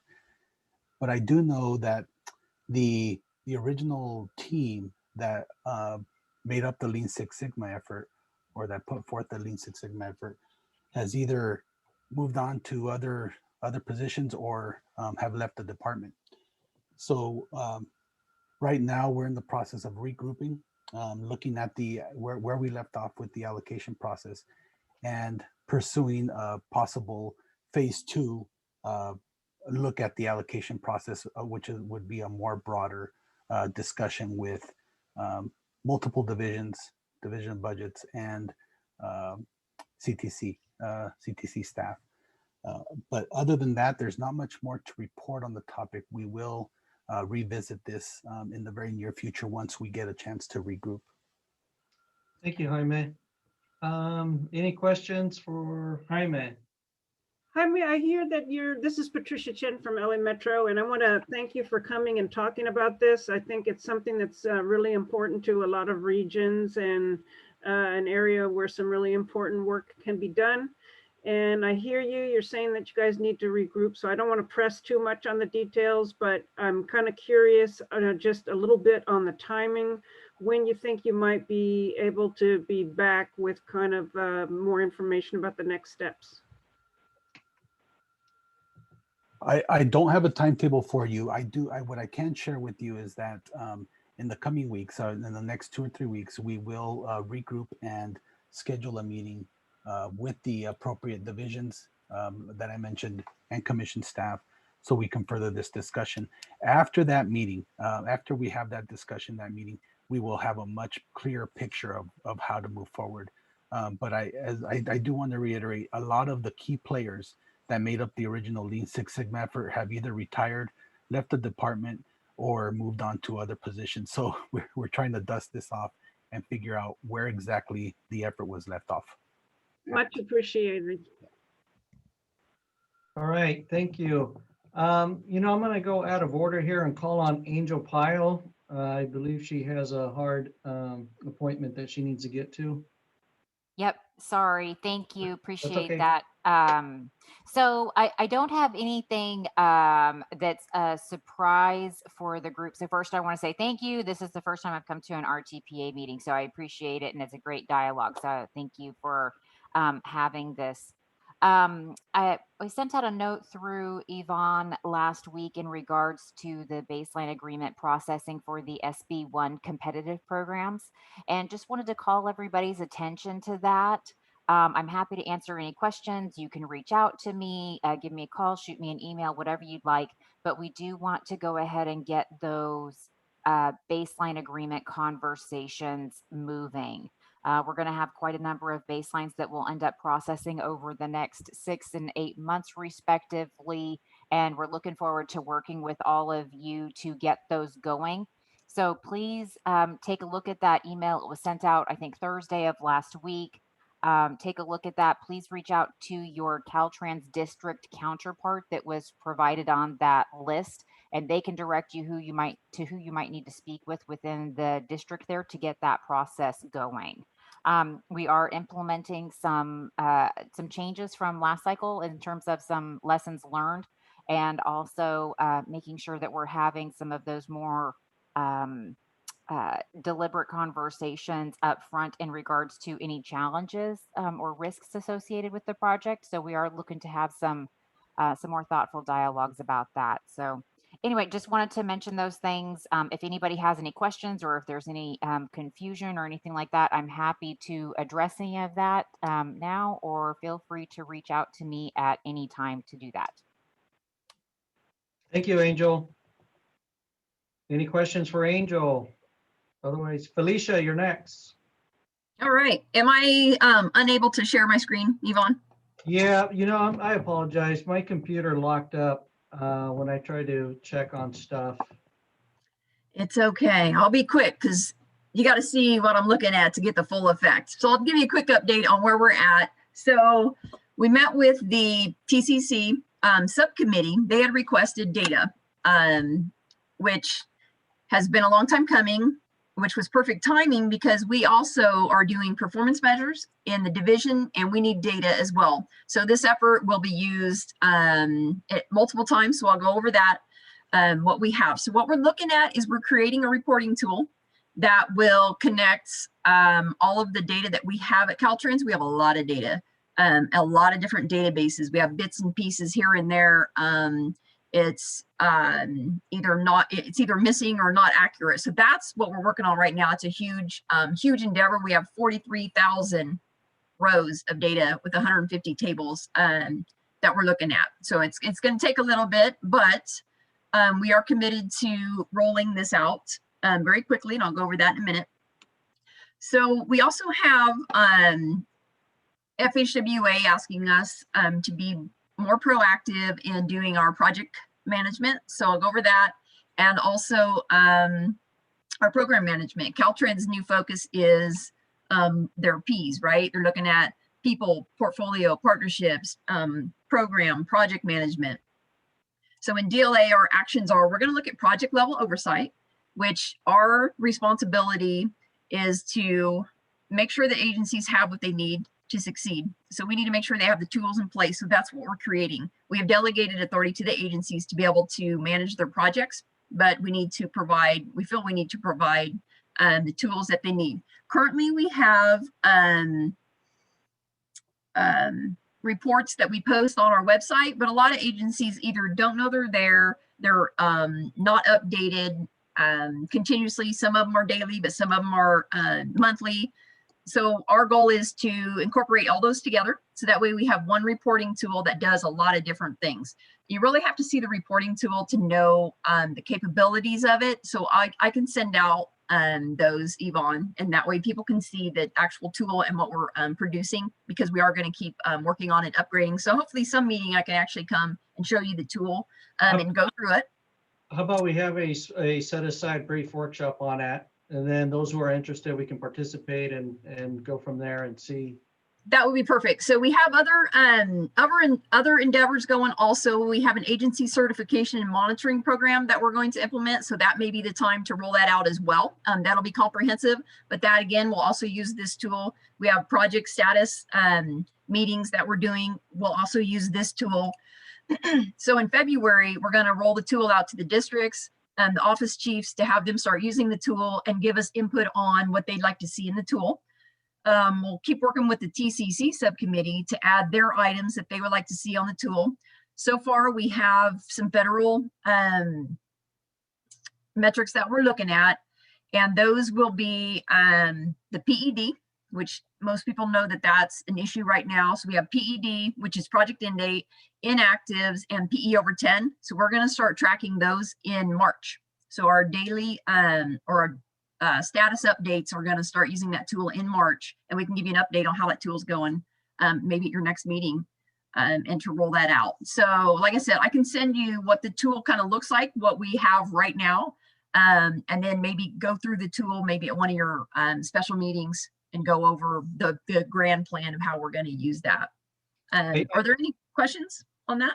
I think we need a special meeting just for, the things you're working on, Felicia. I think so. That would be good. Okay, looking forward to it. Awesome. Thank you. All right, we need to keep this meeting moving. Who is next? So that is me, Kelly Hobbs, and hi everybody. Happy New Year. I'll try to be quick. So an issue is developed in our district for our District 1 and District 2 local agency partners, where the California Department of Fish and Wildlife is requiring funds placed in an escrow or impound account equal to the amount of mitigation for projects requiring a 2081 incidental take permit. That's if a project is taking endangered species, threatened and endangered species. We are working with our partners in DEA to come up with a solution for that. But an issue that we have is we are not the CEQA lead, and we're not the applicant for the permit. So we're doing everything we can do to help our local partners. If your agency partners are hearing this in the southern districts, please reach out to us and let us know so we can get it on the list. I've been working with Phil Stolarski over in DEA pretty closely on their issues because it affects the state highway system as well. So that's one thing. CEQA for NEPA reciprocity, the U.S. Department of Transportation recently published proposed rulemaking in the Federal Register. It's from Section 1309 of the FAST Act, and it's the program where certain states could replace their state environmental law for NEPA. This issue is because of the rulemaking. We're starting to get a lot of questions about this. Caltrans is working with CalSTA on a response to the rulemaking. There will be more information coming. I will drop some information in the chat. I can drop the fact sheet that we have for you guys, and I'll also drop the Federal Register publication. And just one final thing, like going back to what Patricia Chen said, we are always trying to find new improvements and efficiencies for the environmental process. We have several things going on right now. One thing, Caltrans and FHWA have been started the process to renew our 326 MOU, and that deals with categorical exclusions for NEPA. I'm going to drop the current 326 MOU in the chat too, and Ivan and I will send along an email and forward all that stuff too. If you'd like to comment early, we're asking that you review the current 326 MOU, and then you can send comments to me. And then we are working with the TCC subcommittee for environmental on our improvements, and so we'll be taking it up with that group as well. So I'll pause there for any questions. Thank you, Kelly. I look forward to that email, and I'll blast it out so everybody has your contact information. Okay. Thanks. All right, Marlon. Hello, everyone. Good to see you, Yvonne. Just really quick announcement, Yvonne, and then I'm going to get into my update. We have a statewide truck parking study that we're going to be kicking off in response to partners' concerns about lack of safe and adequate parking. So we have a technical advisory committee meeting that's going to be on February the 10th at 1 p.m. And we're just now kicking off the study. So I'm going to drop Eric Frederick's email contact information if anyone is interested. So having said that, just want to provide just a quick update on the California Transportation Plan 2050. I'm going to be providing an update at the commission meeting tomorrow. We spent more than 2.5 years developing this plan, and we are so close to getting it to the finish line. We're just going through the final approval process with CalSTA and the governor's office. So that should be released really shortly. In terms of public comments, we got a really good amount of comments from public, from the stakeholders, local, regional agencies, state agencies. And some of the main themes included equity, climate, as well as public health. There were a lot of comments on climate resilience, shifting from traffic congestion and moving more towards VMT. Talking a little bit more about the public health benefits of active transportation, as well as elaborating more on state support for state, regional, and local land use authority. We also got a lot of great comments from the commission regarding, planning assumptions used in our modeling, and we provided a fact sheet for that, so that's posted to our website. We also got some comments around implementation, which I'm going to talk about next. Also, how do we take into account COVID-19 and Executive Order N7920, which accelerates the sale of electric or zero emission vehicles to 2035. And so just some comments around our planning assumptions related to all of that. Some of the key changes that we made to the document included revising our telework strategy assumptions. And so initially, before the pandemic, or actually after the pandemic hit, we didn't have any data to really show what remote working would be looking like in terms of, how much of the population would be doing that. And so, sort of as a starting point, we used 50%, but we revised that to 25% by 2050. So that was one change that we had made. We also elaborated on our pricing policies, just clarifying that road user charge is a one-for-one replacement for gas tax, and other policies are more behavioral based and should incentivize mode shift and avoiding certain types of trips. We also strengthened our equity recommendations. And so we have recommendations around expanding requirements for funding programs to provide meaningful benefits to low income and disadvantaged communities. Also establishing policies to protect marginalized and disadvantaged communities from displacement and community fragmentation that might result from transportation investments. Just kind of shifting, since we're shorter on time, shifting to implementation, which is really sort of the meat. So we are developing an implementation element for the plan. And I'll talk a little bit more on that in the timeline, but it is going to be providing a framework and guidance for integrating CTP into state, regional, and local transportation policies. We're going to be looking at roles and responsibilities and how we're working with other agencies. And also how to move forward the recommendations and the actions that we're identifying in the plan. And then one of the more important things is stakeholder engagement is really going to be the key. This isn't Caltrans plan, this is the state's transportation plan. And so it's really key that we work with stakeholders, and Yvonne will be more than happy to work with this group, the RTPA group, to provide updates and to, have that discussion, whenever you guys would like us to. So we just think that this is going to be really key that we have that shared partnership. In terms of our timeline, so we will be wrapping up the study this month. or not, or the plan this month. And then in the spring, we're going to be finalizing our implementation element, and we'll be coordinating with our policy advisory committee and subject matter experts. In the summer, we'll be compiling performance measures associated with implementation, as well as drafting our implementation report, which we'll be presenting to the commission by the end of the year. So that is my update. Thanks, Marlon. We're going to go right into ITSP. We're running a little short on time. Francis? Hey everyone, good afternoon, happy new year. First, thank you for everyone that participated in our ITSP stakeholder workshops in November and December. I'm just gonna quickly go over what we're doing now.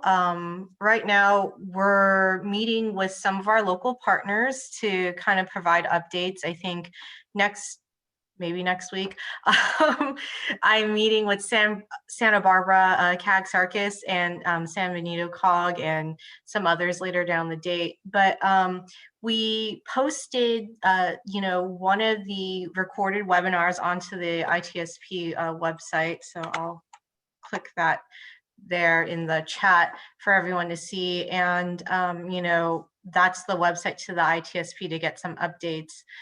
We had over 113 participants come and provide feedback, specifically our stakeholders, our partners.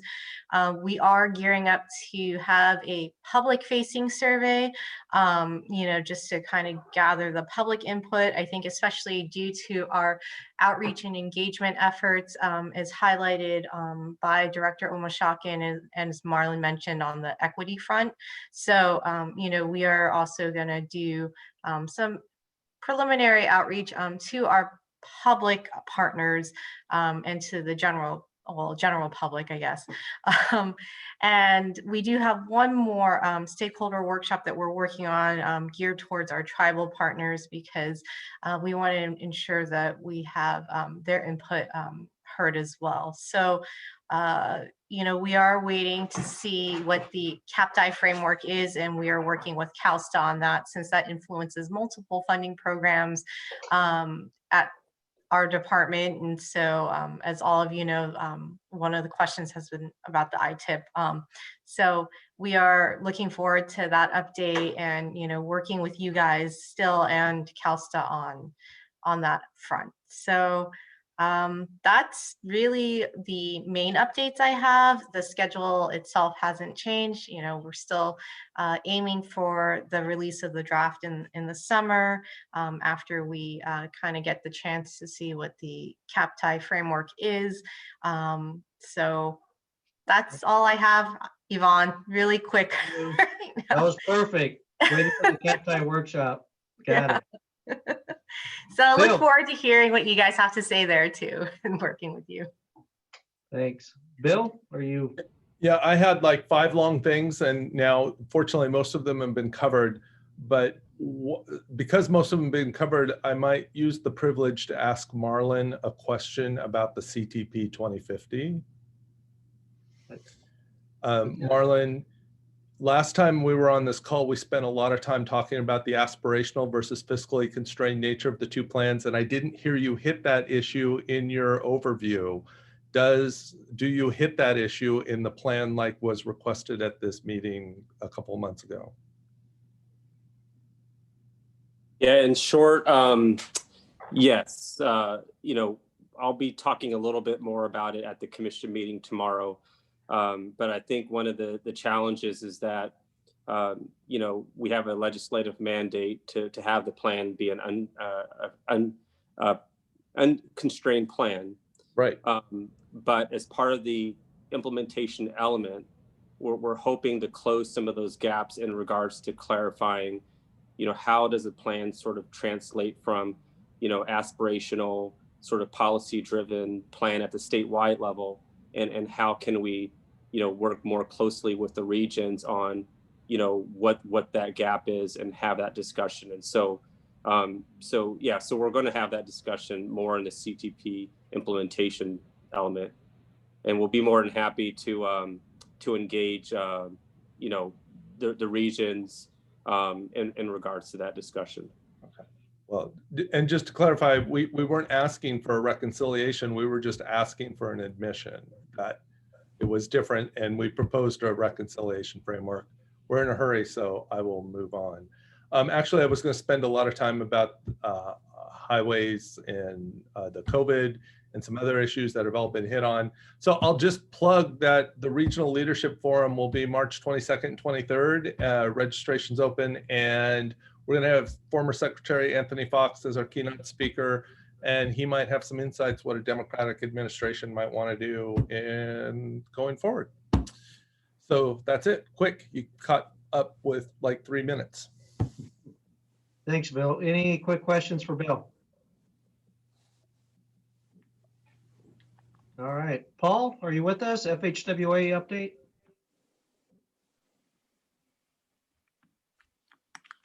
I am. I'll make it very, very quick.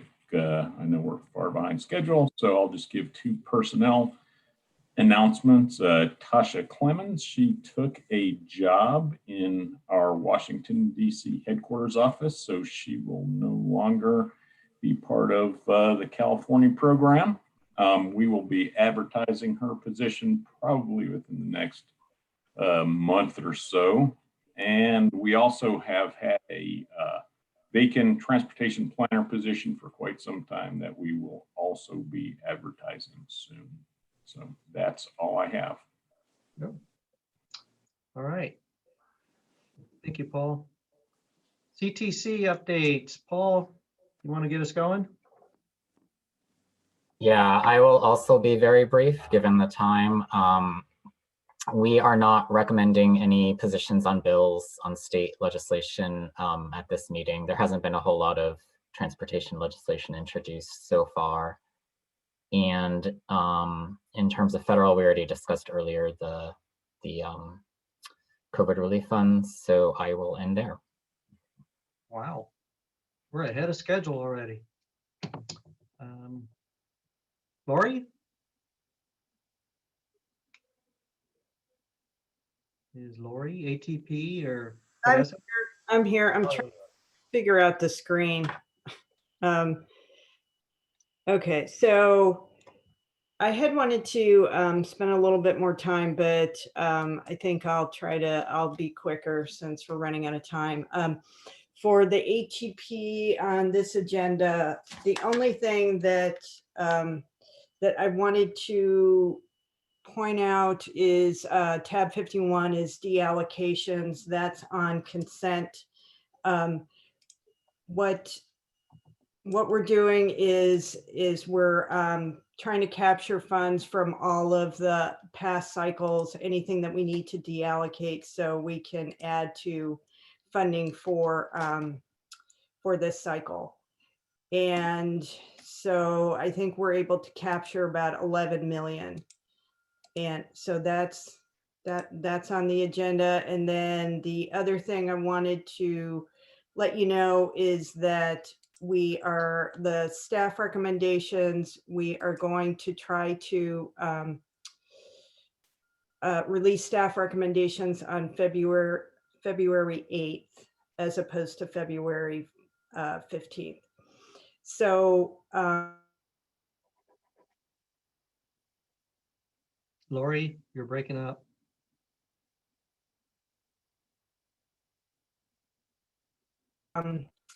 And just I've kind of been warning everybody that's trying to spread out like what. Okay, okay, I'm not sure what to do here. So can you hear me, Yvonne? Yes. Okay. So the funds aren't going to go around too far. The cutoff score is going to be high, just letting everyone know. But when the staff recs come out, please give me a call or send me an email, text me, anything. If you want to talk about them, we can do that.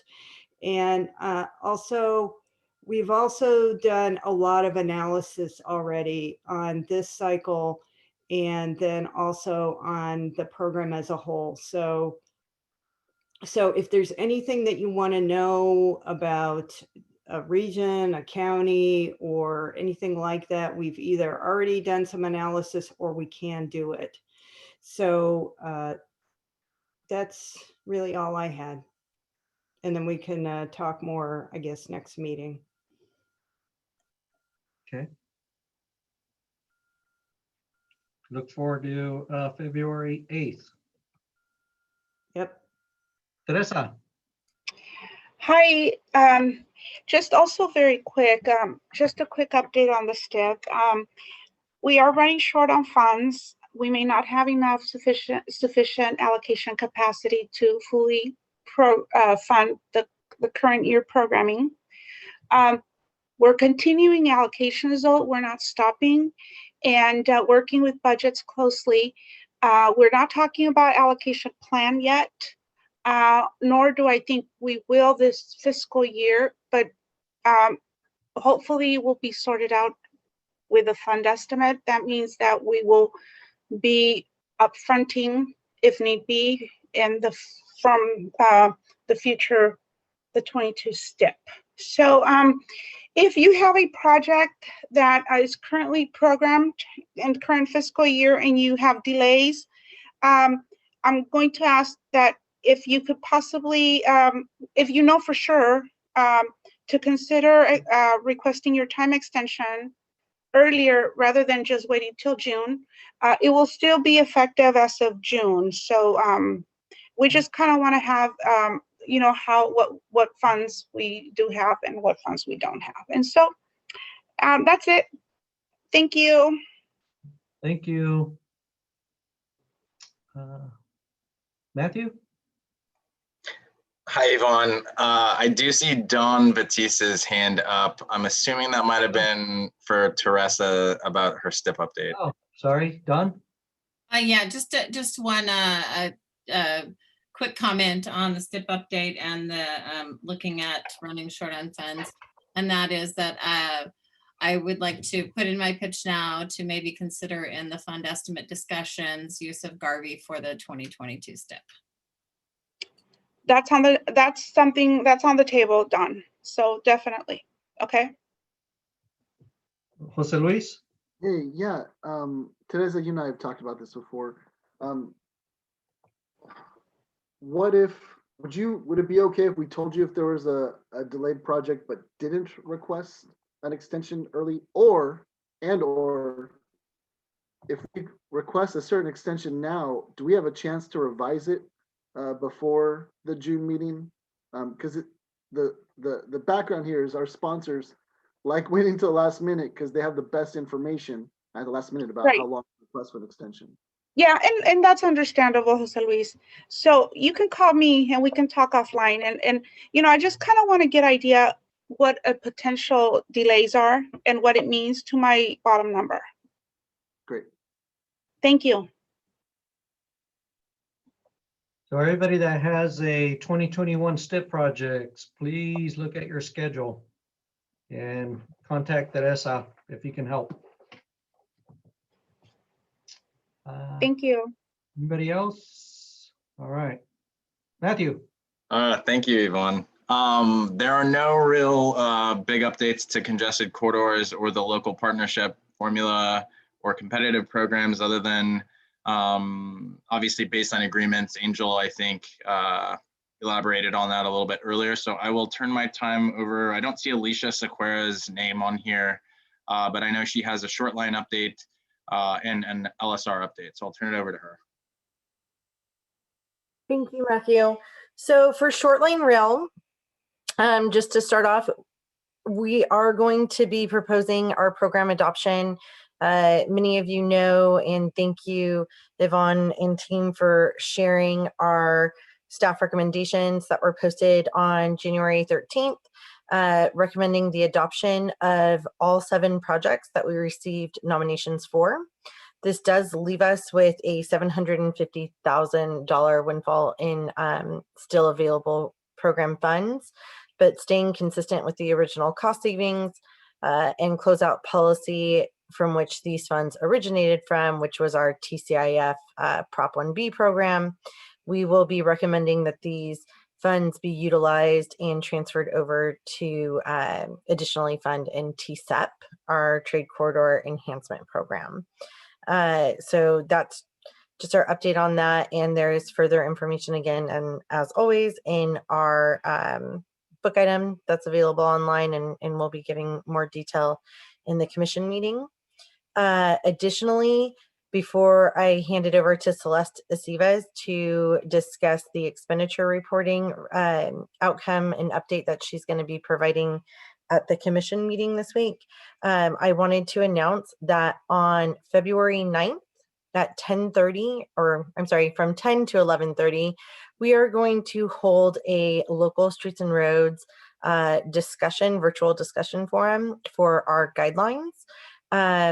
It's really just a cleanup of any technical information, but mainly to discuss a possible permanent change to, or proposed change to the schedule, to the program schedule. We've received quite a lot of feedback from the agencies stating that they really like the schedule that we had to adopt due to COVID, where they apply for eligibility in July, and then they don't report their expenditures until December, because this actually aligns better with not only their financial reporting, but it also aligns better with construction season. So just kind of putting that out there to everyone, and we should have the registration form and flyer posted by the end of the week and shared to all of you by then.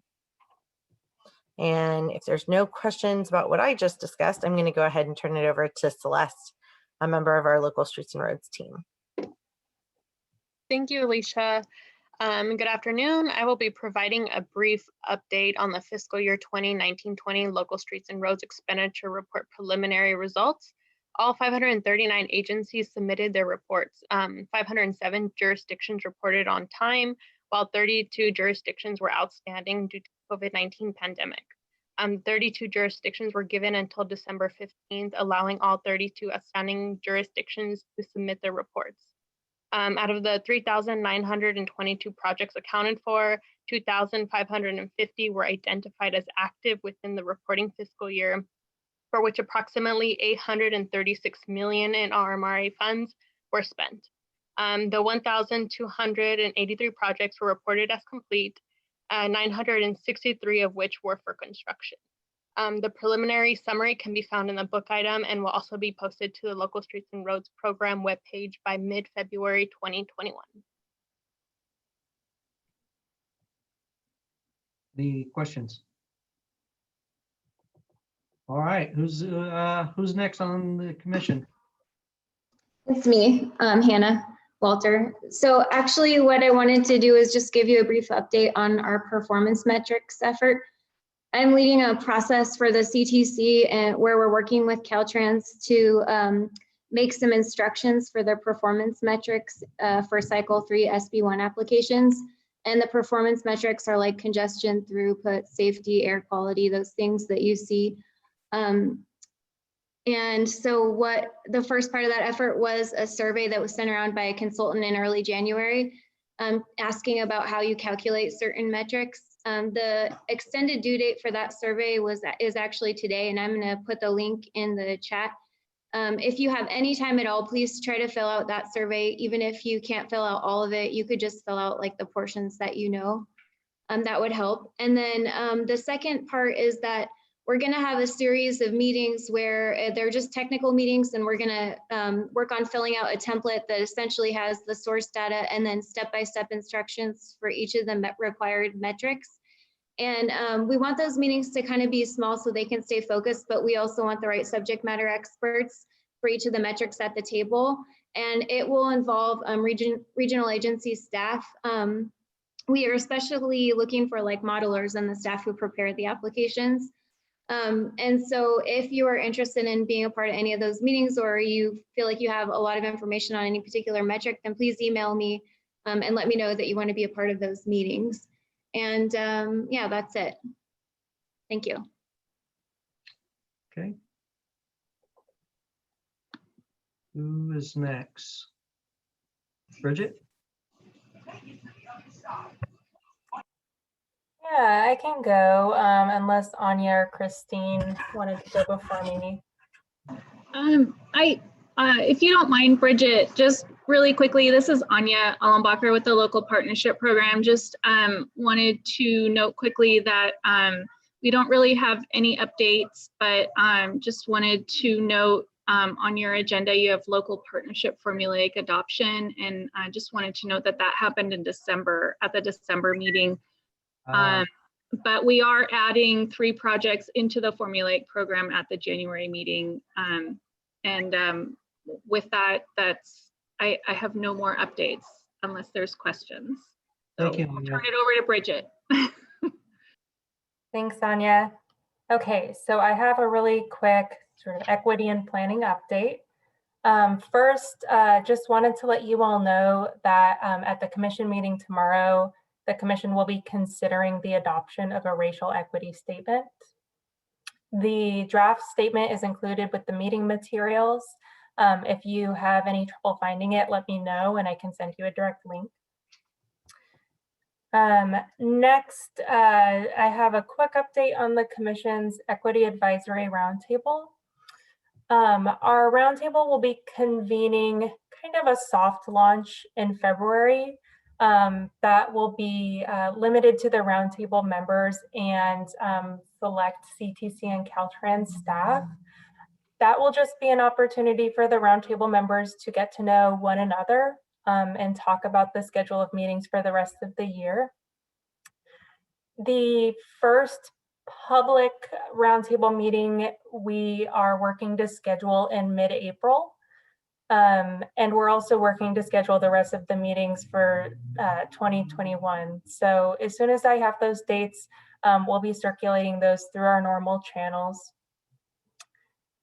And finally, I have more of a general planning update, which is that we're starting to prepare for our next joint meeting between the CTC, Air Resources Board, and Housing and Community Development. That will be held on April 8th. And if I wanted to just sort of issue a general call, if you've tuned into these meetings in the past and have any anything that you would like to see us cover at any joint meeting in the future, any ideas for topics, please let us know. This is a good time to share that feedback with us before the agenda is really finalized. I think that's it from me. I'm happy to take any questions. Anything for Bridget? Thank you, Bridget. Lauren?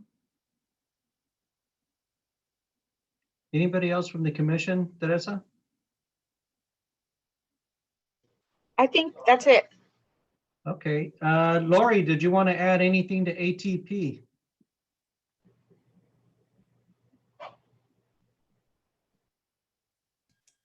Maybe not. Yeah, no, sorry, Yvonne. I don't know why I'm having so much trouble today. Yeah, my computer has locked up twice on me. Yeah, and when I went to go to read my notes, because I had this whole thing prepared for you guys, and then I couldn't get back to the Zoom controls. So I know we're not that we're kind of running out of time, but the reason that I just wanted to mention a couple things this meeting as opposed to next meeting, because that's when the ATP Recs will be out and we'll be adopting the program. So just so everyone knows that in the first cycle, the average request for the projects that we funded in the statewide program was $1.5 million. In the fourth cycle, the average request for the projects that we funded was $4.5 million. And this cycle, it's going to be higher than that. And I think that that statistic, more than anything, just shows how the program has changed. And I'm just trying to get this point across over and over again so people are understanding what's happening. And I want to make sure everyone knows that we're going to be able to fund some really amazing projects, but there's going to be some excellent, excellent projects that we don't have enough funds for. And it's a little bit depressing, but my dream is that we would somehow get some more funds in the program, either in the long term, but if we were somehow to get an augmentation this cycle, we would still be able to fund a lot of really, really amazing projects. So that's all I wanted to say. And I hope that maybe we can all work together. And like I said, we have a lot of data, anything that you might want or anything that you could use if you would like to try to advocate for funding for the ATP too. So that's all I wanted to say. I wanted trying to get the message out there before the staff recs come out. Lori, could you remind us of what was the total dollar amount of the applications you all received and the funding available? It was, I think it was 2.4 billion was the request. And we have about 450 million in the overall program. But then in the statewide and small urban and rural, we only have, 60% of that. Okay. Any questions for Lori? Anybody? Yvonne, I had a question. Yes, sir. Lori, thank you for the update, and we definitely hear you about the need for ATP. And if there is some sort of augmentation, you guys do have some sort of contingency list, right?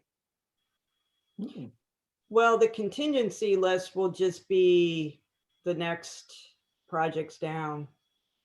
Okay, so then that way, between this cycle and the next cycle, if there happens to be some federal infusion or something like that, you'd still be able to go down the list. Is what I'm okay. Yeah. All right, thanks. Yeah. And that's what I would, so it would depend on what kind of funds. The reason when we get the SB1 funds, we were just able to throw the funds into the overall pot and then just do that augmentation.